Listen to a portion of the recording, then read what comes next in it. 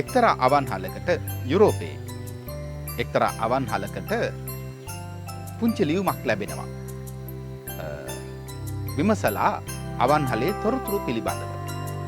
ඒ ලියුමේ තියෙනවා ලියුම ලියපු කෙනා අහලා තියෙනවා මා කැමති නිවාඩුව ගත කිරීම සඳහා ඔබේ නවාතැන්පලට එන්න. ඔබේ අවන්හලේ ලැබුම් ගන්න.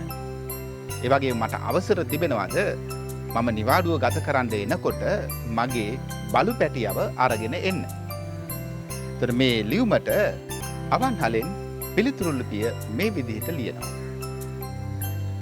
අපේ තානායම්පලේ අවන්හලේ ලැබුම්ගත් කිසිදු සුරතල් බලු පැටියෙක් ආපසු යන විට අපේ තානායමට අයත් අවන්හලට අයත් හැඳිගෑරුපු කවදාවත් සොරකම් කරගෙන ගිහිල්ලා නැහැ.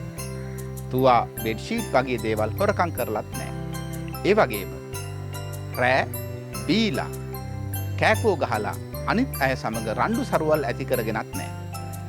ඉතින් ඔබේ සුරතල් බලු පැටියා ඔබටත් එක්ක මේ තානායම්පලට ගෙවනවා නම් ඔබට අවසර තිබෙනවා ඔහුත් සමග ලැබුම් ගන්න කියලා.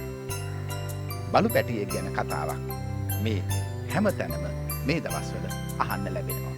මේක පුංචි බලු කතාවක්.